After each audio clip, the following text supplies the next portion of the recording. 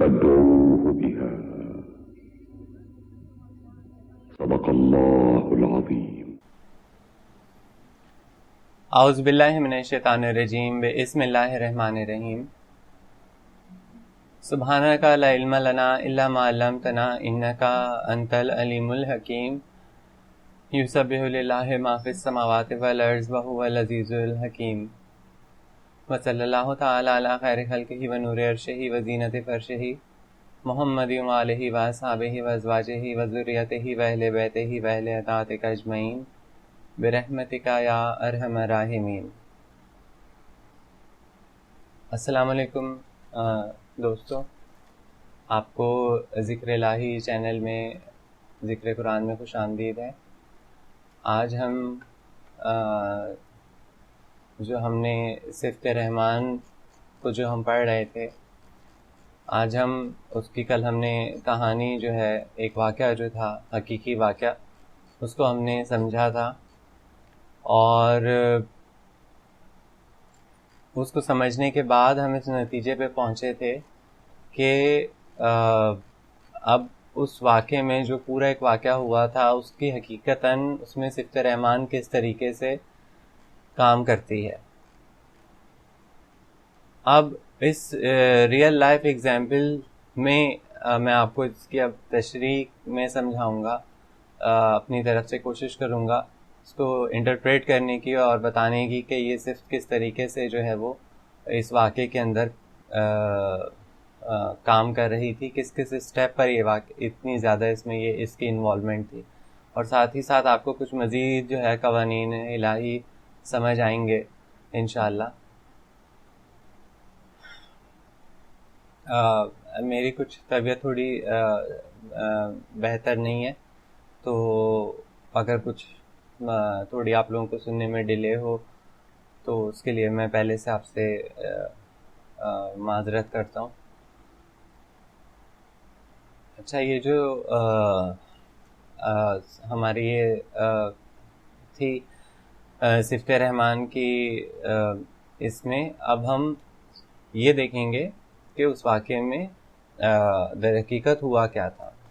تو وہ واقعہ آپ سب کو پتا، اگر آپ کو نہیں پتا وہ واقعہ تو پہلے آپ اس واقعے والی ویڈیو کو دیکھیں، پچھلی ویڈیو جو ہے، اس کے بعد آپ جو ہے وہ اس کے بعد آپ لوگوں کو یہ ویڈیو دیکھنی چاہیے جنہوں نے بھی اگر اس ویڈیو کو نہیں دیکھا.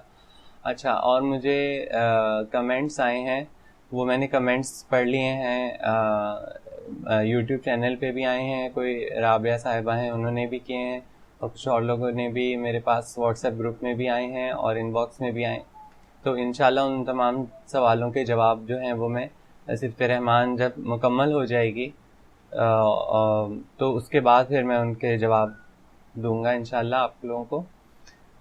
اور اس دوران اگر آپ لوگوں کے درمیان پاس بھی کوئی سوالات آئیں مزید آج کے اس ڈسکشن کے بعد، تو آپ ان کو فوراً کر دیجیے گا تاکہ جو بھی ویڈیو ہو اس میں اس کے جوابات دے سکوں.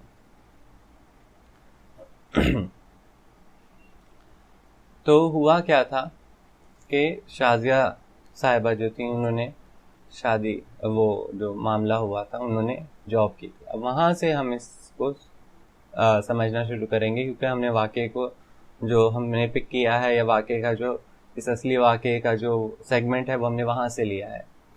تو جب شازیہ صاحبہ جو تھیں وہ ان کے پاس اسسٹنٹ کے طور پہ کام کر رہی تھیں، تو اس وقت ہر چیز بظاہر جو ہے وہ صحیح جا رہی تھی. شازیہ کا وہاں پر جاب ملنا بھی شازیہ کے جو عمل تھا اس کے جزا کے طور پہ یا اس کے صلے کے طور پہ تھا کہ انہوں نے ایک جاب سرچ کی. جب انہوں نے جاب سرچ کی تو وہ جو سرچنگ تھی جاب کی وہ انہوں نے اپنی مرضی سے کی، اور اس سرچ کے نتیجے میں ان کو جو وہ جاب چاہ رہی تھیں وہ مل گئی. اللہ جانے انہوں نے کتنی جگہ پر جاب کے لیے سی وی دیا تھا، یہ تو اللہ بہتر جانتے ہیں، لیکن بہرحال انہیں ایک جاب مل گئی. تو ایک پہلا تو پہلو رحمان، صفت رحمان کا یہیں سے ظاہر ہو گیا کہ انسان جو چاہتا ہے اگر وہ اس پر کوشش کرتا ہے، مسلسل کوشش کرتا ہے، اکا دکا نہیں، ٹوٹی پھوٹی نہیں، مکمل صحیح حقیقی کوشش کرتا ہے تو اس کو اس کا صلہ دیا جاتا ہے، اور اس کے صلے میں ان کو یہاں پر یہ جاب مل گئی.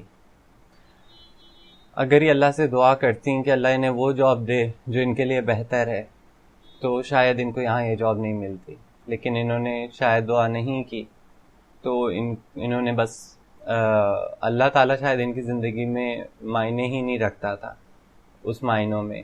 یعنی ایک ہوتا ہے نا ہمارا رسمی خدا ہوتا ہے، بس اس سے ایک ہم رسمی سی بات چیت کرتے ہیں یا بس نام نہاد اللہ کا نام لے لیتے ہیں، لیکن ہم اس سے حقیقت میں ہم چاہتے نہیں ہیں کہ وہ اس کے احکامات ہمیں پتہ لگیں یا ہم ویسی زندگی گزاریں جیسی وہ چاہ رہا ہے. نہیں، ہم کہتے ہیں نہیں، ہم جیسی چاہ رہے ہیں ہمیں ویسی زندگی چاہیے. تو اس لیے انہوں نے یہ جاب سرچ کی، اور صفت رحمان چونکہ ایک رحمانیت کی صفت ہے، اس کے تحت جو چاہتا ہے اس کو وہ مل جاتا ہے، تو اس کو یہ چیز مل گئی.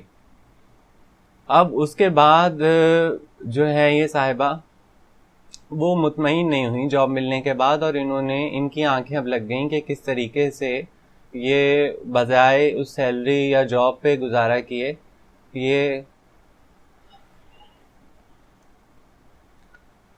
یہ جو ہیں وہ اس بندے سے جو ہے وہ کر لیں شادی، تاکہ ان کو جو ہے وہ آسانی کے ساتھ تمام چیزیں مل جائیں. شارٹ کٹ ان کے بھی ذہن میں کیا آیا کہ شارٹ کٹ لیا جائے تاکہ یہ ان کو مل جائے چیزیں.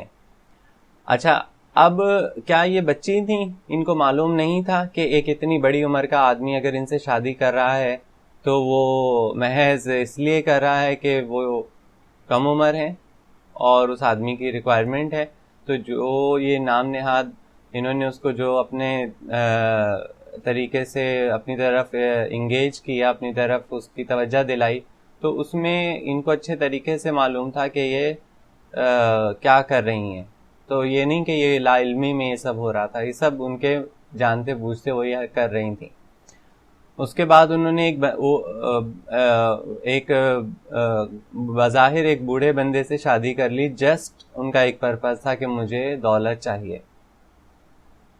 اس کے دوسری طرف جو کاشف صاحب تھے، کیا ان کو نہیں پتا تھا کہ یہ جو نوعمر لڑکی ہے یہ مجھ میں انٹرسٹ کیوں لے رہی ہے، یا اس کی حقیقت میں ریئل اس کی انٹینشن کیا ہے، نیت کیا ہے؟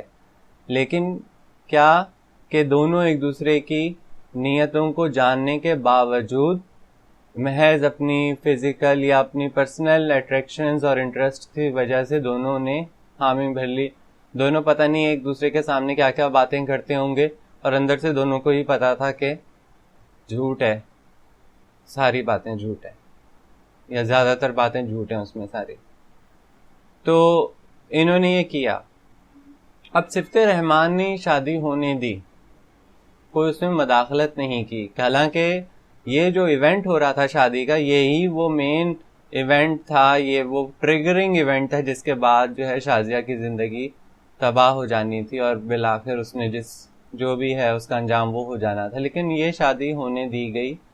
کیوں ہونے دی گئی؟ کیا صفت رحمان نے اس وقت کوئی عمل نہیں کیا ہوگا؟ ایسا نہیں ہے.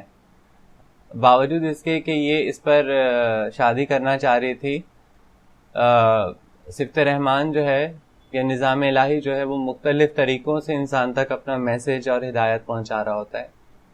تو اس لڑکی کو بھی اس کے سہیلیوں سے، اس کے کچھ گھر کے ہی اپنے بندوں سے، کچھ رشتہ داروں سے، اور جہاں جہاں یہ بات گئی، اور جب لوگوں کو پتہ لگا کہ یہ اس عمر کے بندے سے شادی کرنا چاہ رہی ہے، تو کچھ گھر والے تو بڑے خوش ہو گئے کہ انہیں لگا کہ ان کے بھی مسائل چلو اچھا ہے، انہیں تو وہ اس کے فیور میں چلے گا. لیکن کچھ لوگ جو تھے، جو سمجھدار تھے اس کے اپنے ہی گھر میں بھی اور اس کی سہیلیوں میں یا اس کے ارد گرد، انہوں نے اس کو مشورہ دیا، سمجھایا کہ محض دولت ہر چیز نہیں ہوتی. لیکن جب انسان ایسی کسی چیز میں آیا ہوا ہوتا ہے نا، تو وہ سمجھتا ہے کہ یہ لوگ جو اس کو مشورے دے رہے ہیں وہ اصل میں حسد میں یا جلن میں دے رہے ہیں، کیونکہ ان کو تو وہ اپرچونٹی اس کے خیال سے نہیں مل رہی ہوتی. تو وہ ان کے مشوروں کو بجائے اللہ کا مشورہ لینے کے یا اللہ کی طرف سے ہدایت لینے کے، وہ ان کو لیتا ہے کہ یہ حسد جلن میں میرے کو روکنا چاہ رہے ہیں اس کامیابی سے، بظاہر کامیابی سے. تو اس طریقے سے جو انڈائریکٹ میسیجز ہیں اور گائیڈنس ہیں، وہ صفت رحمان کا نظام جو ہے وہ ان تک پہنچا رہا تھا. اس صفت رحمان کے نظام نے ان تک وہ چیزیں پہنچائیں، وہ ہدایتیں پہنچائیں. خود اس کا اپنا ضمیر اس پہ بار بار اس کو ضرور کہہ رہا ہوگا، سمجھا رہا ہوگا کہ وہ کیا کر رہی ہے، لیکن اس نے کیا کیا کہ اس نے تمام چیزوں کو بھٹکا دیا، ذہن سے جھٹکا دے دیا، اور اس نے کہا کہ جو وہ کر رہی ہے وہی بہتر ہے، وہی ہونا چاہیے. تو اس طرح سے صفت رحمان کی طرف سے جو ہدایت اس کو آ رہی تھی کہ وہ ایک کام نہ کرے، وہ اس پہ اٹل رہی. اس نے کہا نہیں، میں نے تو کرنا ہے. اور آپ قرآن میں جا بجا یہ بات دیکھیں گے کہ اللہ تعالیٰ کہتا ہے کہ یہ تو صرف ایک نصیحت ہے. وَمَا هُوَ إِلَّا ذِكْرٌ لِّلْعَالَمِينَ، یہ تو تمام عالمین کے لیے ایک ذکر ہے، ایک نصیحت ہے. اللہ نے حکم کا ورڈ استعمال نہیں کیا، کیونکہ اگر اللہ حکم کا ورڈ استعمال کر لیتا تو فری ول جو ہے، ارادہ اختیار جو ہے انسان کا، وہ معطل ہو جاتا فی الفور. تو اسی لیے اللہ تعالیٰ نے کہا کہ یہ تو ایک نصیحت ہے. اب نصیحت ہم جانتے ہیں کہ نصیحت ایک نصیحت ہوتی ہے، جو ماننا چاہے مان لے، جو نہیں ماننا چاہتا نہیں مانے، اور اسی میں آزمائش ہوتی ہے. تو جب اس نے کہا کہ جب وہ اٹل رہی کہ نہیں میں نے تو کرنی ہے یہ شادی، تو وہ کر لی اس نے شادی. اب اس کی شادی ہو گئی تو ایک نیا ہی اس کو، اب ایک نئی اس کی چاہت ابھر آئی. جیسے میں نے آپ کو پہلے ہی بتایا تھا کہ جب ایک چیز حاصل ہو جاتی ہے اس کی اس وقت تک ہی قدر ہوتی ہے جب تک وہ چیز حاصل نہیں ہوتی. جب وہ چیز حاصل ہو جاتی ہے تو پھر اور بہت ساری چیزیں یا خواہشات انسان کی جاگ جاتی ہیں. اب اس کو ریئلائز ہو رہا تھا کہ اس کا ایک جو ہسبینڈ ہے وہ عمر میں اس سے بڑا ہے، اور وہ اب اس تلاش میں تھی کہ اس کو کوئی جو ہے وہ ینگ ہسبینڈ ملے، کوئی جو ہے وہ ایسا بندہ ملے جو کم عمر ہو. تو اس نے کیا کیا، اس کی یہ چاہت جو تھی، اس چاہت سے اس کا ذہن فوکس ہو گیا اور اس کو ایک بندہ نظر آ گیا. یہی ہوتا ہے ہمارے ساتھ کہ ہم جب کسی چیز پر فوکس ہو جاتے ہیں، چاہے وہ اچھی ہو یا بری ہو، تو ہمیں اس کے مواقع نظر آنے لگ جاتے ہیں.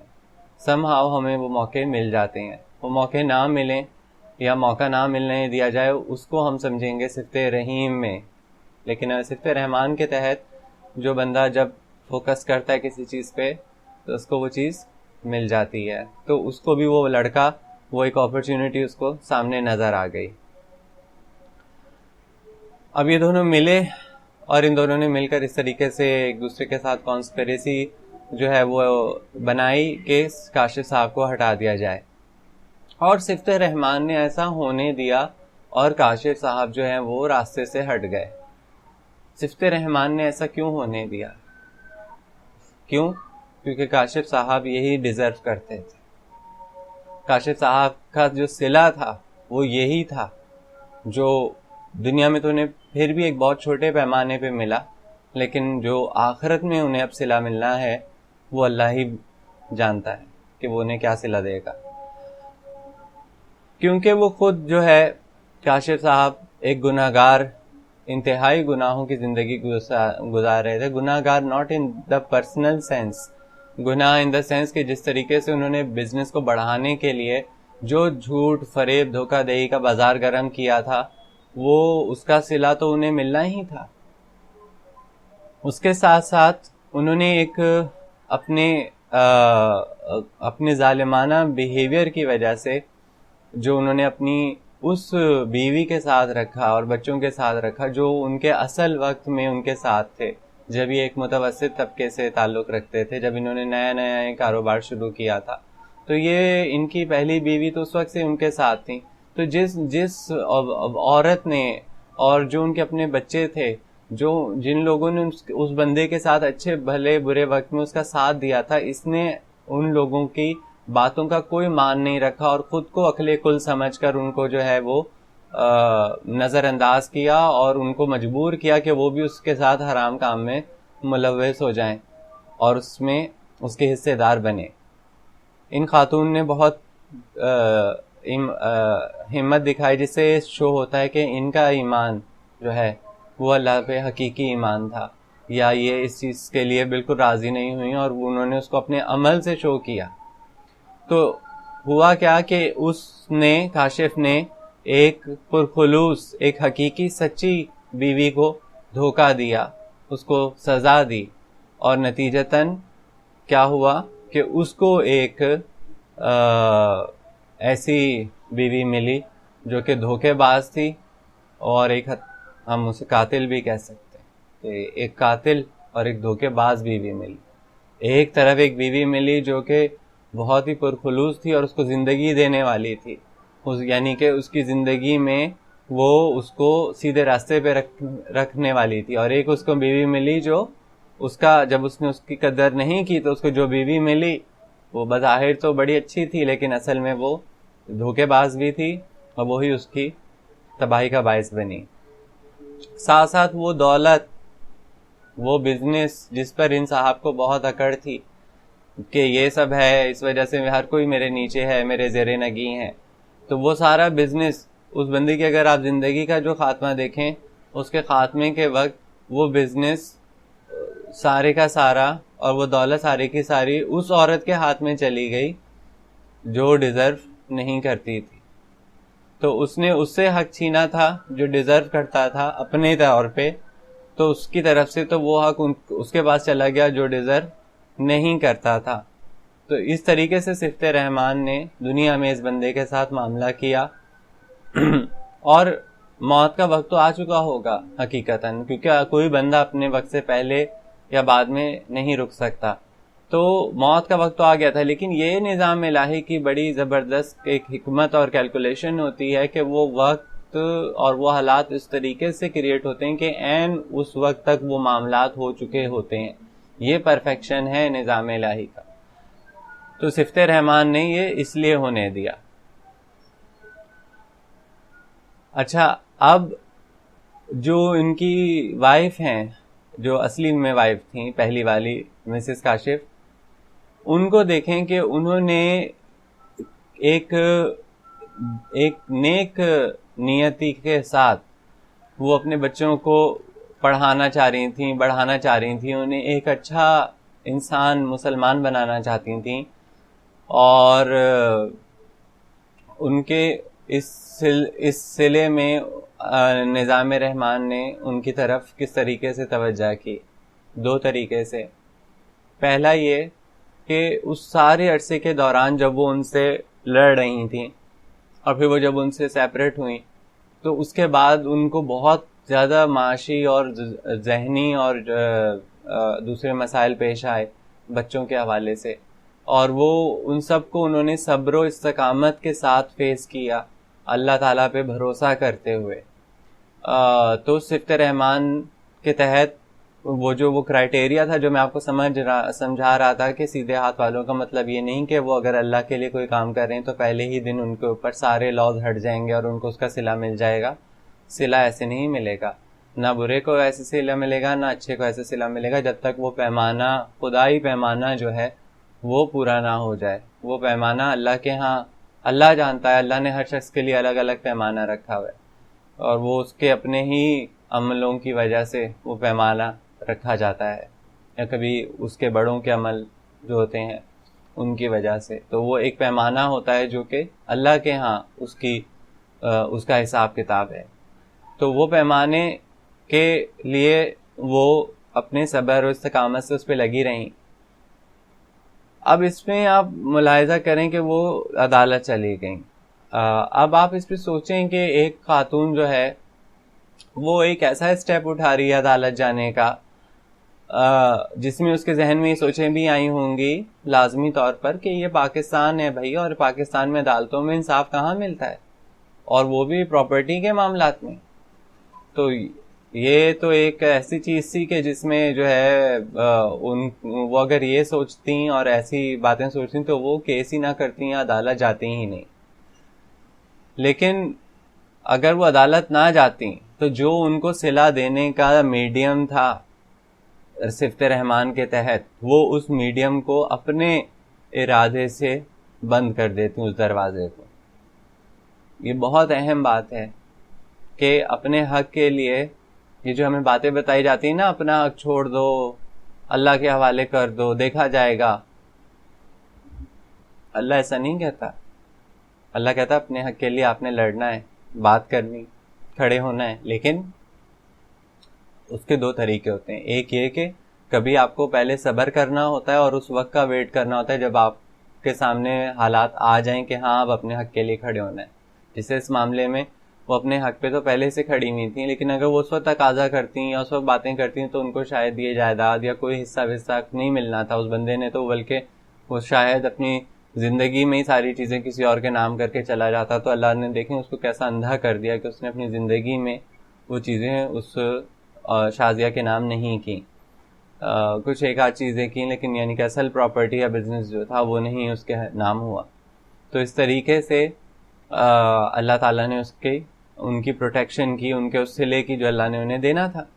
لیکن یہ کہ اگر وہ اسٹیپ ہی نہ اٹھاتی اپنے حق کے لیے تو پھر وہ پھر صفت رحمان کے لا کے تحت پھر وہ صلہ ان کو آسانی سے یا جلدی نہیں یا اپنے وقت پر نہیں مل پاتا، اور وہ خود اس کے ڈیلے کا ریزن بنتی. کیونکہ قرآن کا جو بیس پرنسپل ہے عدل کا وہ ہے کہ جب وہ انسان اپنی حالت خود نہیں بدلنا چاہتا اللہ تعالیٰ بھی اس کی حالت نہیں بدلتا. تو اس طریقے سے صفت رحمان نے ان کو ان کا صلہ دیا. ایسا ہوتا ہے کہ جب نظام الہی کسی بات کے بارے میں اپنی رائے قائم کر لیتا ہے اور ایسا کرنا چاہتا ہے تو پھر کیا ہوتا ہے کہ تمام جو حالات اور معاملات ہیں وہ بدلنے لگ جاتے ہیں. اچھا، وہ یہ نظام ایسا کیسے کر پاتا ہے کہ وہ لوگوں کے دل اور دماغ جو ہیں ان کو بدل دیتا ہے. دل اور دماغوں کو بدل دینے کی قوت جو ہے یا جو اس کو تفویض کردہ اختیار ہے اللہ تعالیٰ کی طرف سے، اس کے تحت جو ہے وہ انسان کو صلہ اللہ تعالیٰ دلوا دیتے ہیں جب اللہ تعالیٰ یہ ڈیسائیڈ کر لیں کہ اب اس کو مجھے صلہ دینا ہے. اگر اللہ چاہے تو کبھی کسی ماں کے ہاتھوں ہی اس کے اولاد کا قتل ہو جاتا ہے اور ماں ہی قاتل بن جاتی ہے اپنی اولاد کی. اور اگر اللہ چاہے تو کوئی قاتل ہی کسی کا محافظ بن جاتا ہے، کوئی ڈاکو ہی کسی کا محافظ بن جاتا ہے. لیکن اللہ ایسا کیوں چاہتا ہے؟ اللہ ایسے ہی نہیں چاہتا یہ کہ اللہ چاہے تو بس اللہ ہی چاہے، ایسے ہی چاہے، ایسے نہیں. اس کے پیچھے پورا اللہ کا ایک قانون ہوتا ہے، ریزنز ہوتے ہیں، کیونکہ یہ پوری کائنات اللہ تعالیٰ نے کاز اینڈ ایفیکٹ کے اوپر رکھی ہے، اسباب و علل کے قانون پہ رکھی ہے یہ پوری کائنات. تو اس وجہ سے انسانوں کے جو دل ہیں، دماغ آپ کہہ لیں، جو بھی کہہ لیں، انسانوں کے دل وہ اللہ تعالیٰ کے ہاتھ میں. اچھا، ہمارے جتنے معاملات ہو رہے ہوتے ہیں وہ حالات کیسے بدلتے ہیں کہ انسانوں سے ہی تو ہمارے معاملات ہو رہے ہوتے ہیں. تو انسانوں کا دل اور دماغ کا بدل دینا یہ اختیار اللہ تعالیٰ کے ہاتھ میں. لیکن اللہ تعالیٰ اس اختیار کے استعمال جو کرتے ہیں وہ انسان کے عمل کے اوپر نہیں کرتے کبھی بھی. یعنی اللہ تعالیٰ صفت رحمان کے انڈر ابھی ہم صرف بات کر رہے ہیں، ابھی ہم صفت رحیم پہ نہیں آئے ہیں. وہ ایک بالکل ہی الگ صفت ہے، اس کا معاملہ ہی الگ ہے. صفت رحمان پہلے ہم سمجھیں پھر ہم صفت رحیم پر جائیں گے.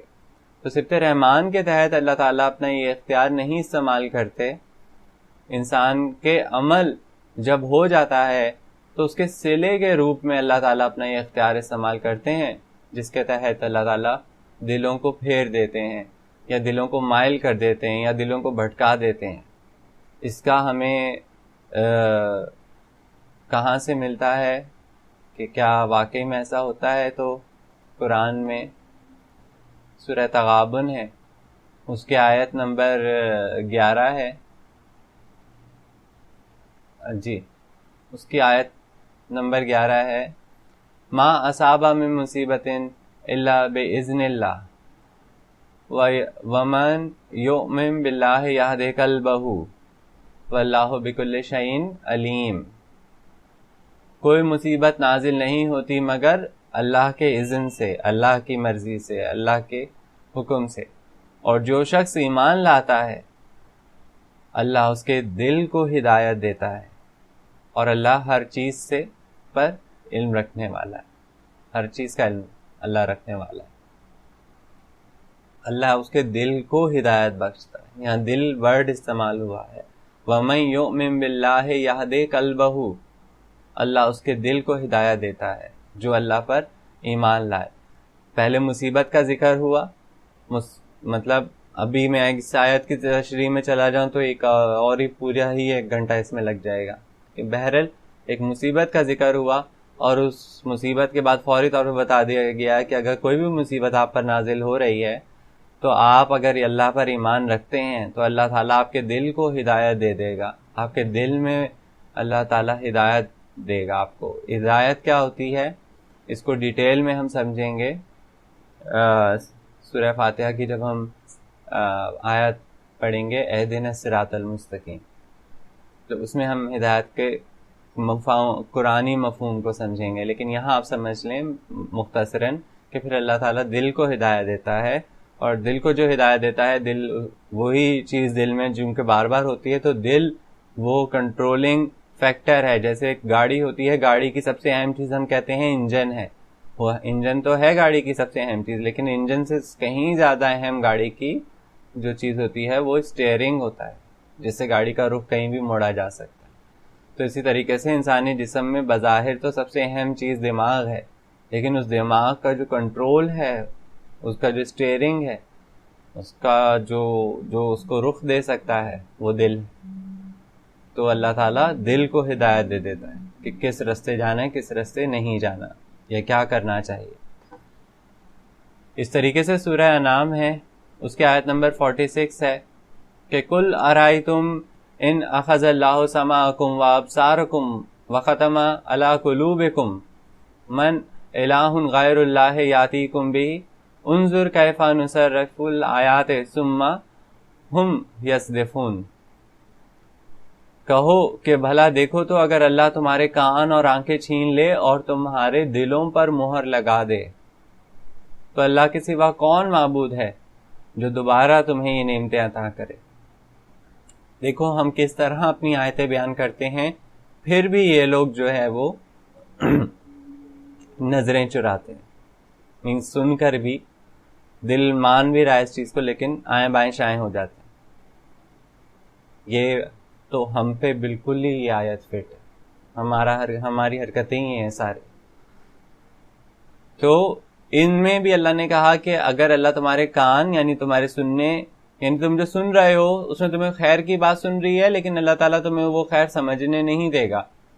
تم جو دیکھ رہے ہو آنکھیں، تم اپنی آنکھوں سے دیکھ رہے ہو کہ تم ایک غلط راستے پہ جا رہے ہو، لیکن تم اس کو دیکھتے ہوئے بھی تمہیں سمجھ نہیں آئے گی. کیوں؟ کیونکہ تمہارے دلوں پہ مہر لگ چکی ہوگی. دل جہاں سے ہدایت نکلتی ہے انسان کے لیے، تو دلوں پر مہر لگا دیتا ہے. اور سب سے بہت ہی واضح الفاظ میں تو سورہ انفال ہے، اس کی آیت نمبر 24 میں اللہ نے کہہ دیا ہے کہ یا ایھا الذین آمنوا استجیبوا للہ وللرسول اذا دعاکم لما یحییکم واعلموا ان اللہ یحول بین المرء وقلبہ وانہ الیہ تحشرون. مومنو، اللہ اور اس کے رسول کا حکم قبول کرو جبکہ وہ تمہیں ایسے کام کے لیے بلاتے ہیں جس سے تمہیں زندگی ملتی ہے. یہ پہلا حصہ ہے، اس کا ایک پورا اپنا کانٹیکسٹ ہے. لیکن جو ابھی ہم صفت رحمان کے تحت جو بات ہے کہ اللہ دلوں کو پھیر دیتا ہے، وہ بات یہاں پر آپ سنیں کہ اور جان رکھو کہ اللہ تعالیٰ آدمی اور اس کے دل کے درمیان حائل ہو جاتا ہے، اور بلا شبہ تم سب کو اللہ ہی کے پاس جمع ہونا ہے. اور جان رکھو کہ اللہ تعالیٰ آدمی اور اس کے دل کے درمیان حائل ہو جاتا ہے. وَعَلَمُوا یعنی جان رکھو، اس کا علم رکھو کہ ان اللہ، کہ اللہ تعالیٰ جو ہیں یحول بین المرء وقلبہ، کہ اللہ تعالیٰ جو آدمی ہے، انسان ہی بشر ہے، اس کے اور اس کے قلب کے درمیان حائل ہو جاتا ہے. یعنی بظاہر تو قلب انسان کے اندر ہی ہے، لیکن اللہ تعالیٰ اس کے درمیان حائل ہو جاتا ہے، یعنی اس کے دل کو ادھر پھیرنا ادھر پھیرنا، آگے کرنا پیچھے کرنا، بند کر دینا کھول دینا، سب اللہ کے اختیار میں۔ تو یہ آیتیں ہیں جن سے ہمیں پتہ لگتا ہے کہ اللہ تعالیٰ جو ہے وہ کس طرح معاملہ کرتے ہیں دلوں کو پھیر کر۔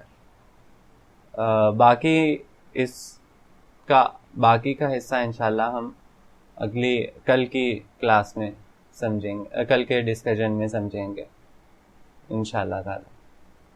شکریہ، جزاک اللہ۔